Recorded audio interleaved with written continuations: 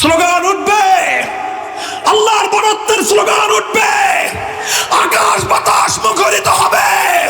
আল্লাহর জমিনে চূড়ান্ত গন্তব্য আল কোরআনের সমাজ কায়েম হবে ইনশাআল্লাহ। পৃথিবীর কোন শক্তি ইসলামের সম্ভাব্য চূড়ান্ত বিজয়কে রুখে দেওয়ার সাধ্য কারো নয়, কারো নয়, কারো হবে না ইনশাআল্লাহ।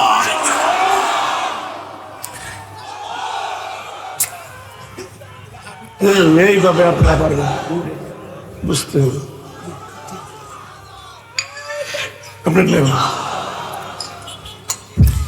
মুহতারাম হাজিরিন, এই জন্য আমি প্রমাণ হিসেবে দুই একটা প্রমাণের কথা আলোচনা করে নেই, তারপরে আমাদের দায়িত্ব এবং কর্তব্যের আলোচনা আসবে ইনশাআল্লাহ। আমি প্রথম প্রমাণ হিসেবে আপনাদের কাছে একটা পয়েন্ট আলোচনা করতে চাই। সর্বপ্রথম দেখেন, একটা রাষ্ট্র যদি গঠন করতে হয়, একটা রাষ্ট্র যদি পরিচালনা করতে হয়, তাহলে সেই রাষ্ট্রের জন্য একজন শাসক নির্বাচন করার প্রয়োজন আছে না নাই? বলেন, কোন শাসক ছাড়া রাষ্ট্র চলে? আরে ভাই, একজন পরিচালক ছাড়া তো একটা প্রতিষ্ঠানই চলে না। কোন হেডমাস্টার ছাড়া স্কুল চলে? প্রিন্সিপাল ছাড়া কলেজ চলে? ভাইস চ্যান্সেলর ছাড়া বিশ্ববিদ্যালয় চলে? মোহতারাম ছাড়া মাদ্রাসা চলে? ইমাম সাহেব ছাড়া মসজিদ চলে? আরে ভাই, একটা অফিস, ছোট্ট একটা প্রতিষ্ঠানে একটা পরিচালক ছাড়া চলে না। তো বিশাল রাষ্ট্র একটা প্রতিষ্ঠান, রাষ্ট্রের প্রধান ছাড়া, রাষ্ট্রের শাসক ছাড়া রাষ্ট্র চলতে পারে না। তাহলে রাষ্ট্রের জন্য একজন শাসক লাগবে। সেই শাসকের নাম যাই হোক, কেউ প্রধানমন্ত্রী বলবেন, কেউ রাষ্ট্রপতি বলবেন, কেউ রাজা বলবেন, কেউ বাদশাহ বলবেন, কেউ কিং বলবেন, যে যাই বলেন, একজন প্রধান তো লাগবে। প্রশ্ন হলো, একটা রাষ্ট্রের জন্য অপরিহার্য যে এই যে প্রয়োজন, একজন শাসক নির্বাচন করার যে প্রয়োজন, আমার সবগুলো ধর্মের কাছে প্রশ্ন হলো, বলো যার যার ধর্মের পক্ষ থেকে একটা রাষ্ট্রের প্রধান নির্বাচন করবার কি ফর্মুলা তোমার ধর্মে আছে? কিভাবে একটা রাষ্ট্রপ্রধান নির্বাচন করতে হয়? হিন্দু ধর্মের গীতা গ্রন্থে কি বলা আছে? বৌদ্ধদের ত্রিপাঠকে কি বলা আছে? খ্রিস্টানদের ইনজিল শরীফে, নিউ টেস্টামেন্টে কি লেখা আছে? ইহুদিদের ওল্ড টেস্টামেন্টে কি লেখা আছে? অথবা তোমাদের নবী মুসা আলাইহিস সালাম, ঈসা আলাইহিস সালাম, গৌতম বুদ্ধ এবং তোমাদের হিন্দু ধর্মের পুরোহিতদের কাছ থেকে তোমাদের কাছে এই ব্যাপারে কি রেফারেন্স আছে বলো দেখি তোমরা। ওই আমি যেটা বলেছি, আমার এই প্রশ্ন ইথারে পাথারে ধ্বনিত প্রতিধ্বনিত হতে থাকবে। বছর পেরিয়ে যুগ পার হবে, যুগ পেরিয়ে শতাব্দী পার হবে, শতাব্দী গড়িয়ে সহস্রাব্দী পার হবে। এই প্রশ্নের জবাব দেওয়ার মতো কোনো বাপের বেটার জন্ম হয় নাই, হবেও না। একমাত্র ইসলামের কাছে এই প্রশ্নের সমাধান আছে। ইসলাম পারবে একটা রাষ্ট্রের, একটা জাতির শাসক এবং রাষ্ট্রপ্রধান কিভাবে নির্বাচন করতে হবে।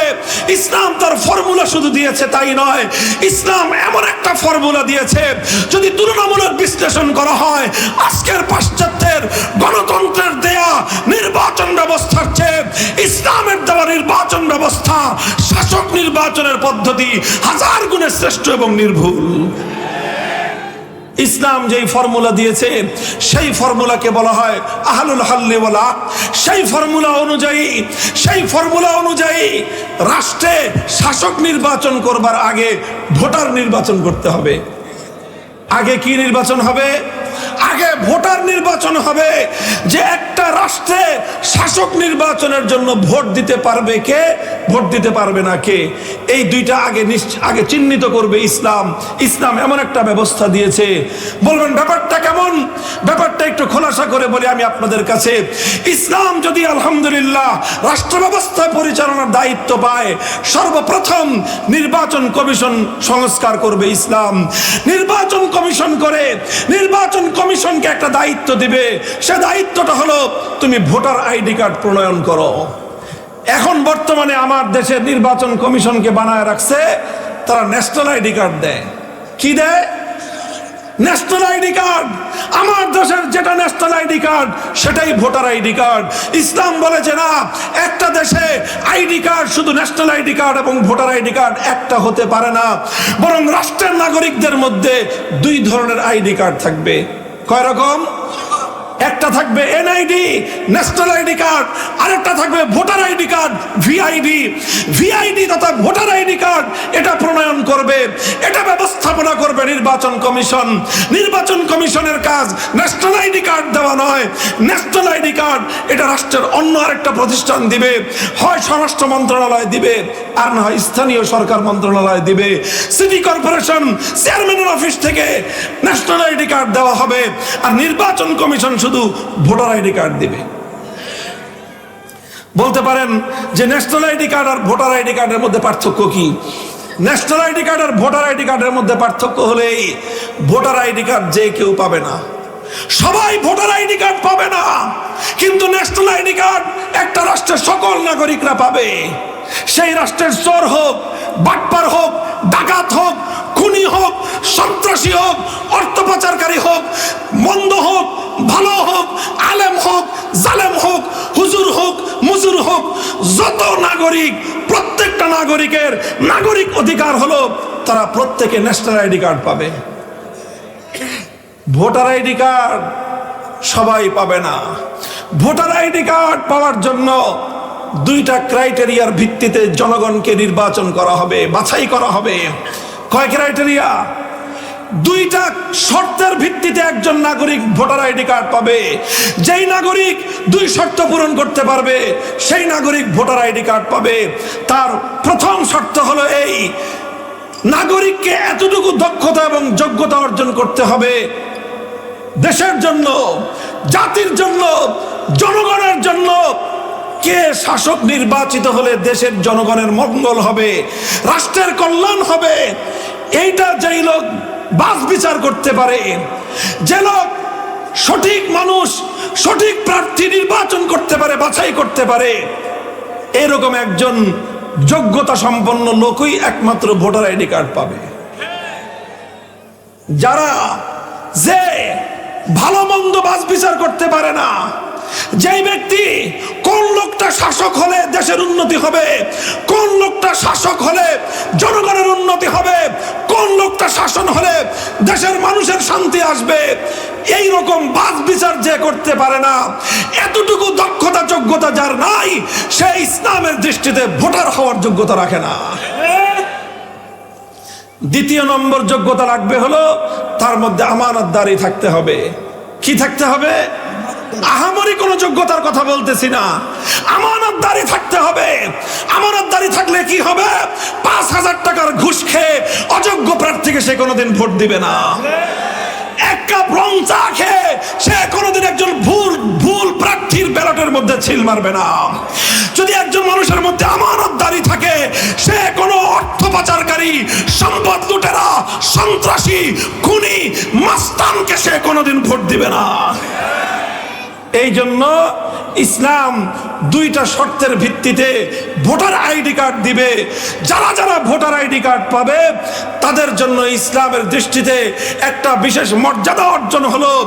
এই মর্যাদা সম্পন্ন, যোগ্যতা সম্পন্ন, আমানতদার মানুষগুলো যখন ভোট দিবে, আল্লাহর কসম খেয়ে বলি, টাকার বিনিময়ে ভোট বিক্রি হবে না, স্বার্থের কাছে ভোট বিক্রি হবে না, ধান্দার কাছে ভোট বিক্রি হবে না, চোরেরা ভোট পাবে না, ডাকাত সন্ত্রাসীরা ভোট পাবে না। দেশ এবং জাতির জন্য যারা কল্যাণ করতে পারবে তারাই একমাত্র জনসমর্থন পাবে। অন্য কোন দুর্নীতিবাজ, কোন অযোগ্য ব্যক্তির পক্ষে জাতির শাসক হওয়া কোশ্চেনকালে সম্ভব হবে না। আলহামদুলিল্লাহ, ইসলাম একটা চমৎকার ব্যবস্থা দিয়েছে। আল্লাহর কোরআন বলেছে, ও আমরুহুম শুরা বাইনাহুম, ও আমরুহুম শুরা বাইনাহুম। এভাবেই মজলিসে শুরা হবে। সেই শুরার সদস্য সারা দেশ থেকে কোটি কোটি সদস্য নির্বাচন করবে। কোটি কোটি সদস্যকে ভোটার আইডি কার্ড দেওয়া দায়িত্ব থাকবে নির্বাচন কমিশনের। নির্বাচন কমিশন যাদেরকে ভোটার আইডি কার্ড দিবে তারাই একমাত্র ভোট দিবে। এই পদ্ধতিতে যদি আজও কোন একটা জাতি তার শাসক নির্বাচন করে, আল্লাহর কসম খেয়ে বলি, সেই জাতি উন্নত মানের শাসক পাবে, সেই জাতি জনহিতৈষী শাসক পাবে। সেই জাতির কাঁধে কোনদিন কোন চোর, কোন দুর্নীতিবাজ, অর্থ লোপাটকারী, সন্ত্রাসী কোনদিন শাসক নির্বাচিত হতে পারবে না। একটা কথা বললাম, একটা পয়েন্টের কথা বললাম, অন্য কোন ধর্ম শাসক নির্বাচন করবার কোন নির্ভুল ফর্মুলা তো দিতে পারবে দূরের কথা, ভুল ফর্মুলাও দিতে পারবে না। কেন পারবে না? কেন পারবে না? জবাব দেন তো, কেন পারবে না? কি বললাম? কারণ তাদের ধর্মে আল্লাহ পাক এই বিধান দেন নাই, কারণ ওই ধর্মের গুলোকে আল্লাহ পাক এই যুগের জন্য তো পাঠান নাই, কাজে ওই ধর্মের মধ্যে তো এই ম্যাটারই নাই, কাজে তারা পারবে কোত্থেকে? আরেকটা দৃষ্টান্ত দেই আমি আপনাদের সামনে। দেখেন, যে কোনো একটা রাষ্ট্র পরিচালনার জন্য খুবই গুরুত্বপূর্ণ একটা অধ্যায়, খুব গুরুত্বপূর্ণ একটা বিভাগ হলো দেশের অর্থনৈতিক ব্যবস্থা পরিচালনা করা। কথা বলেন ঠিক না বেঠিক? একটা সরকার, একটা রাষ্ট্র ব্যবস্থার সফলতা এবং ব্যর্থতা অনেকাংশেই নির্ভর করে সেই রাষ্ট্রের অর্থনৈতিক ব্যবস্থার উপর। কথা ঠিক? এবার আমি বললাম সবগুলো ধর্মাবলম্বীদের কাছে, আনো একবিংশ শতাব্দীর একটা রাষ্ট্রের অর্থনৈতিক ব্যবস্থা কি হবে, তোমার ধর্মে কি ফর্মুলা আছে, তোমার ধর্মে কি ফর্মুলা আছে, তোমার ধর্মে কি ফর্মুলা আছে। এই প্রশ্ন তাদের সকল ধর্মাবলম্বীদের কাছে জমা দেওয়ার পর 1000 বছর অতিক্রান্ত হয়ে যাবে, ইসলাম ছাড়া অন্য কোন ধর্মাবলম্বীর কারো সেই সামর্থ্য নাই সে তার ধর্মের আলোকে একটা আধুনিক যুগের রাষ্ট্রের অর্থনৈতিক ব্যবস্থা সম্পর্কে তার ধর্মের আলোকে কোন ফর্মুলা জমা দিতে পারবে। আপনি ইসলামের কাছে প্রশ্ন করেন, আলহামদুলিল্লাহ 24 ঘন্টার প্রয়োজন হবে না, এই মঞ্চে বসে আমি আল্লাহর কোরআনের আলোকে একটা রাষ্ট্রের জাতীয় বাজেট কিভাবে প্রণীত হবে, সেই রাষ্ট্রের রেভিনিউ কালেকশন কোন কোন সোর্স থেকে হবে, প্রত্যেকটা সোর্স বলে বলে এই খাত থেকে এত টাকা ইনকাম হবে, ওই খাত থেকে এইভাবে ইনকাম হবে। আমরা একটা রাষ্ট্রের রেভিনিউ কালেকশনের সোর্সগুলো বলতে পারবো, এক্সপেন্ডিচার খরচের খাত, রাষ্ট্রীয় খরচের খাত কোথায় যাবে, রাষ্ট্রের খরচ, রাষ্ট্রের অর্থ কোন কোন খাতে ব্যয় হবে, কোন দৃষ্টিভঙ্গির ভিত্তিতে ব্যয় হবে, কোন নীতিমালার ভিত্তিতে ব্যয় হবে, সব সহ ডিটেইলস আল্লাহর কোরআন এবং নবীর হাদিসের রেফারেন্স সহ একটা রাষ্ট্রের সর্বাধুনিক বাজেট প্রণয়ন করার ফর্মুলা কোরআন এবং সুন্নাহর আলোকে বিশ্ববাসীর সামনে আমরা জবাব দিতে পারবো।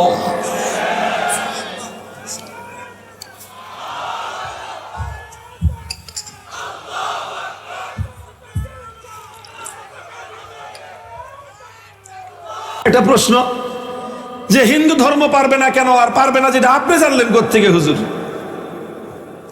বৌদ্ধ ধর্ম পারবে না কেন? পারবে না, এবং সেই পারবে না যেটা আমি জানলাম কোত্থেকে? খ্রিস্টানরা পারবে না, ইহুদি ধর্মাবলম্বীরা পারবে না, কেন পারবে না? এবং পারবে না যে সেটা আমরা জানলাম কিভাবে? ভাই দেখেন, আপনারা কেউ এটা মনে করেন না যে আমি এখানে আমাদের মুসলমান আলেম ওলামা পাইছি এই জন্য এখানে শুধুমাত্র নিজেদের অন্দর মহলে খুব একটা মানে কি বলে আমাদের আঞ্চলিক ভাষায় বলে যে চাপাবাজি করে গেছি। না, এটা আমার গলার জোরের কথা না।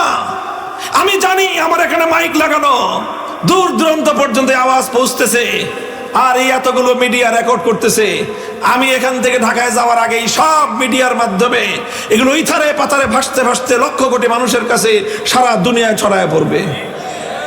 কথা বলেন ঠিক কিনা?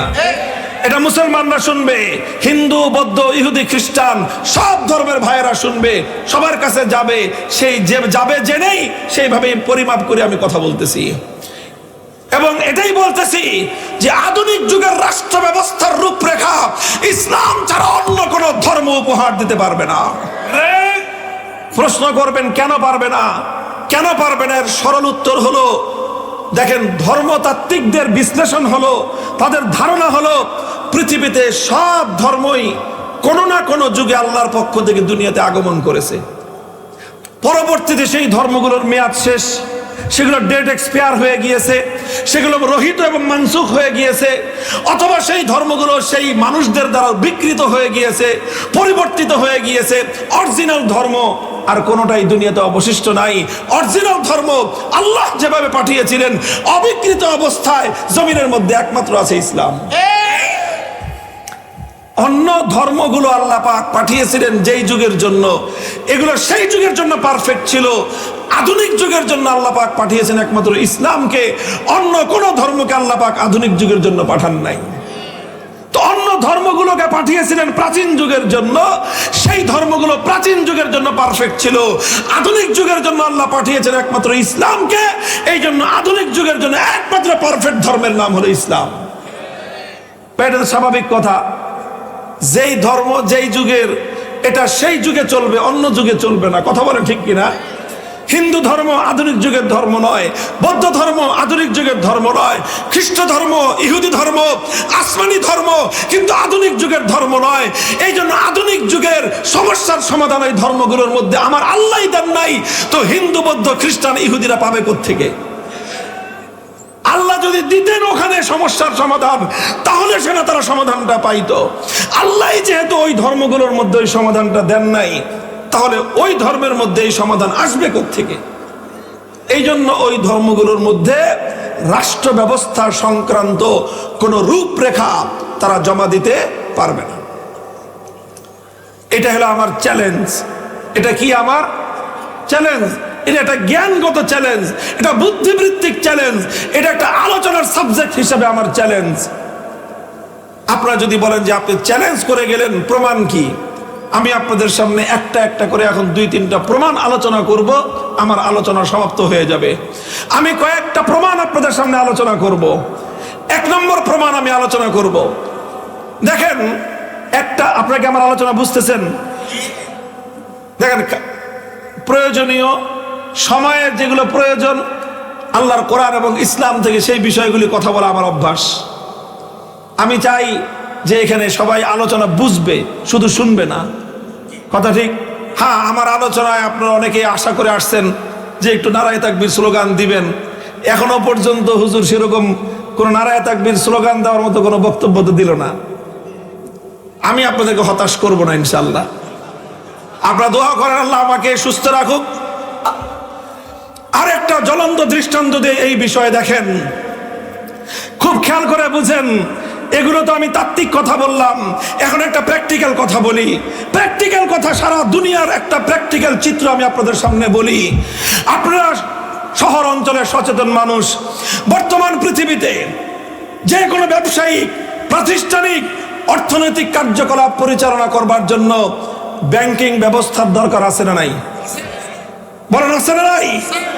এমন কোন প্রতিষ্ঠান আছে, ব্যবসা প্রতিষ্ঠান, ব্যাংকে অ্যাকাউন্ট নাই?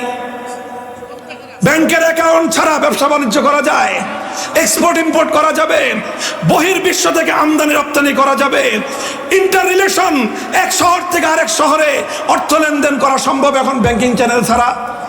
কোথাও সম্ভব না। আপনি একটা মাদ্রাসা পরিচালনা করতে যান, বাংলাদেশে এমন মাদ্রাসা খুঁজে পাবেন না যেই মাদ্রাসার কোনো ব্যাংক অ্যাকাউন্ট নাই। পাবেন না। আমি তো বললাম, মাদ্রাসায় যদি না পান, স্কুল পাবেন কোত্থেকে? কলেজ পাবেন কোত্থেকে? ভার্সিটি পাবেন কোত্থেকে? জাগতিক প্রতিষ্ঠান পাবেন কোত্থেকে? ধর্মীয় প্রতিষ্ঠানই তো ব্যাংক অ্যাকাউন্ট ছাড়া চলে না। তাহলে ব্যাংকিং ব্যবস্থা আজকের দুনিয়ার জন্য অপরিহার্য একটা ব্যবস্থা। কথা ঠিক না বেঠিক? আচ্ছা, এবার বলেন, যেই ব্যাংকিং ব্যবস্থা ছাড়া আজকের আধুনিক যুগের অর্থনৈতিক কার্যকলাপ পরিচালিত হতে পারে না। এবার আমি সবগুলো ধর্মকে বললাম, তোমরা যেই যেই ধর্মের অনুসারী আছো, তোমরা তোমাদের ধর্মের বিধিবিধানের আলোকে একটা করে ব্যাংকিং ব্যবস্থার ফর্মুলা উপহার দাও। একটা হিন্দু ধর্ম অনুযায়ী হিন্দু ব্যাংক কেমন হতে পারে, একটা বৌদ্ধ ব্যাংক কেমন হতে পারে, একটা খ্রিস্ট ব্যাংক কেমন হতে পারে, একটা ইহুদি ব্যাংক কেমন হতে পারে, তোমরা আমাদের কাছে ফর্মুলাটা জমা দাও। এখানেও একই কথা। দিন যাবে, রাত পোহাবে, মাস গড়িয়ে বছর যাবে, যুগ পার হবে, শতাব্দী পার হবে, সহস্রাব্দী পার হবে, হিন্দু, বৌদ্ধ, ইহুদি, খ্রিস্টান সহ এই জগতে তাবৎ যত ধর্ম আছে, কোন ধর্মাবলম্বীরা ধর্মের সত্যিকার রেফারেন্স দিয়ে ব্যাংকিং ব্যবস্থার কোন ফর্মুলা উপহার দিতে পারবে না। অন দ্য আদার হ্যান্ড, আপনি ইসলামকে জিজ্ঞাসা করেন, বলো দেখি মুসলমানরা আজকের আধুনিক যুগে ব্যাংকিং চ্যানেলে কিভাবে লেনদেন করতে হবে, ইসলাম তার কি ফর্মুলা দেয়? আমি বলবো, তোমার আজকে প্রশ্ন করার জন্য ইসলাম বসে নাই। যে তুমি 2025 সালে এসে প্রশ্ন করবা, তারপরে ইসলাম এই ফর্মুলা জমা দিবে, ইসলাম তোমার জন্য বসে নাই। বরং তোমার জন্মের আরো 65 বছর আগে 1960-এর দশকে সারা দুনিয়ার সামনে ইসলামিক স্কলাররা আল্লাহর কোরআন কোরআনকে গবেষণা করে আল্লাহর নবীর হাদিস থেকে ইজতিহাদ করে আজকের আধুনিক যুগের সুদ ভিত্তিক ব্যাংকিং ব্যবস্থাকে উপেক্ষা করে শরিয়া ভিত্তিক ইসলামী শরিয়াকে অনুসরণ করে কোরআন সুন্নাহকে অনুসরণ করে কিভাবে একটা ব্যাংকিং ব্যবস্থা পরিচালিত হতে পারে তার শুধু রূপরেখা দিয়েই মুসলমানরা ক্ষান্ত হয় নাই, বরং আজকের এই পৃথিবীতে এমন কোন উন্নত শহর খুঁজে পাওয়া দুষ্কর যেই উন্নত শহরে ইসলামী শরিয়া মোতাবেক ব্যাংকিং প্রতিষ্ঠিত হয়ে তাম বিশ্ববাসীকে ব্যাংকের সেবা উপহার না দিচ্ছে। আপনারা জানেন বর্তমানে বাংলাদেশে শরিয়া ভিত্তিক ইসলামী ব্যাংক 9টা পরিচালিত হচ্ছে, ফুল ব্যাংক, আলহামদুলিল্লাহ। এবং এই শরিয়া ভিত্তিক ইসলামী ব্যাংক যদি সুন্দরভাবে পরিচালিত হতে পারে, এই ব্যাংকগুলো একটা রাষ্ট্রের অর্থনীতির ভিত মজবুত করে দেয়। আপনারা বর্তমানে সচেতন নাগরিকরা জানবেন, না জেনে থাকলে আমার কাছ থেকে শুনে রাখেন, 5ই আগস্টের পূর্ববর্তী বাংলাদেশকে তলাবিহীন ঝুড়িতে পরিণত করা হয়েছিল। বাংলাদেশ থেকে হাজার হাজার নয় লক্ষ লক্ষ কোটি টাকা পাচার করে বিদেশে বড় বড় বেগমপাড়া গড়ে তোলা হয়েছিল। এই বাংলাদেশ থেকে বিপুল পরিমাণ অর্থ পাচার করে বাংলাদেশের অর্থনীতির মেরুদণ্ড ভেঙে গুড়িয়ে দেওয়া হয়েছিল। 5ই আগস্টের পর আবার রিফরমেশন শুরু হয়েছে, আবার পুনর্গঠন শুরু হয়েছে, আবার বাংলাদেশের অর্থনীতি পুনরুদ্ধার হচ্ছে। আর এই পুনর্গঠনের ক্ষেত্রে সবচেয়ে গুরুত্বপূর্ণ ভূমিকা রাখছে একটা ব্যাংক, যেই ব্যাংক বাংলাদেশে আজকে রেমিটেন্স আমদানির ক্ষেত্রে গোটা বাংলাদেশের জন্য অর্থনীতির মেরুদণ্ড হিসেবে ভূমিকা পালন করছে। সেটা কোনো কনভেনশনাল সুদ ভিত্তিক ব্যাংক নয়, সেটা একটা ইসলামিক ব্যাংক। কারণ ইসলামী ব্যাংকের যে ফর্মুলা, সেটা ডিপোজিটরদের অর্থের নিরাপত্তা প্রদান করে। ইসলামিক ব্যাংকিং সেক্টর, ব্যাংকিং সিস্টেমের মধ্যে যারা অর্থ সঞ্চয়কারী তাদের অর্থের নিরাপত্তা হয়। ইসলামিক ব্যাংকিং এর মধ্যে যারা ব্যাংক থেকে প্রপারলি যারা লোন গ্রহণ করে, যারা বিনিয়োগ গ্রহণ করে, তারা কোনোদিন ক্ষতিগ্রস্ত হয় না। এখানে ডিপোজিটররাও ক্ষতিগ্রস্ত হয় না, সঞ্চয়কারীরাও ক্ষতিগ্রস্ত হয় না, বিনিয়োগ গ্রহণকারীরাও ক্ষতিগ্রস্ত হয় না। উভয় পক্ষের স্বার্থ রক্ষা করার একমাত্র ব্যাংকিং ব্যবস্থা আল্লাহ প্রদত্ত শরিয়ার আলোকে পরিচালিত ইসলামিক ব্যাংকিং ব্যবস্থা।